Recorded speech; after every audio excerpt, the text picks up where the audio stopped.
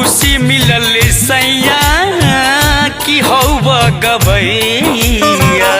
खुशी मिलल सैया की हौब गबैया।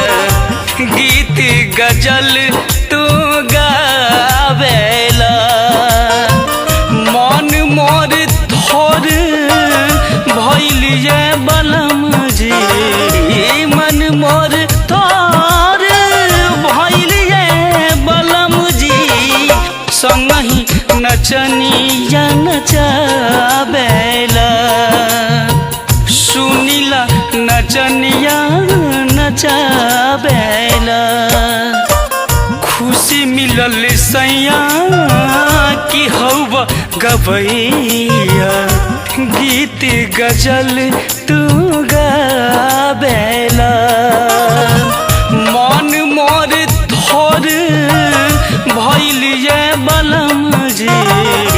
मन मोर थोर भइल ये बलम जी।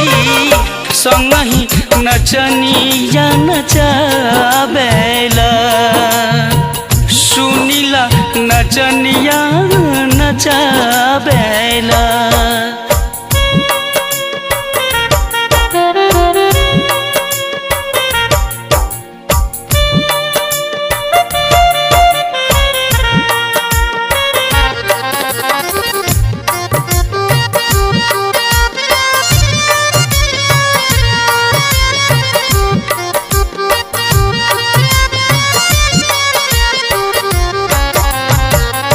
छोड़ी के घर में जाला मस्त जवानी। काटे लव कदा संगे बहरा तू चानी। छोड़ी के घर में जाला मस्त जवानी।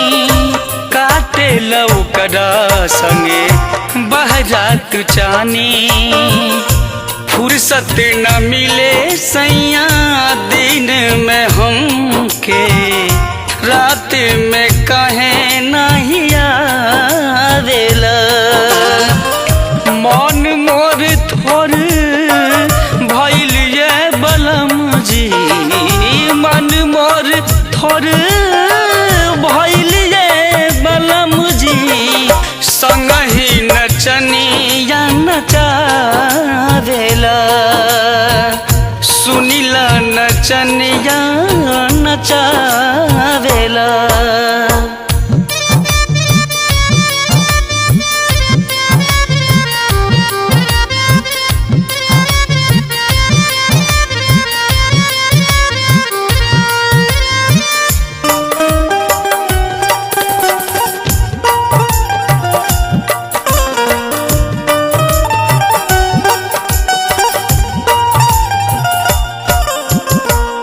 इतना बताव सैया कितना ले सही।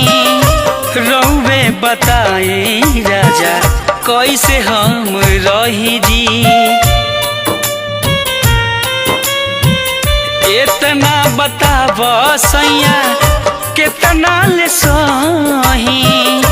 रउवे बताई राजा कैसे हम रही जी। अपने तो गिर जाला सैया समाज से। संगहि में हमरो के गिरावेला मन मोर थोर भइल ये बलम जी। मन मोर थोर भइल ये बलम जी। सुनिला नचनिया नचावेला संगहि नचनिया नचावेला।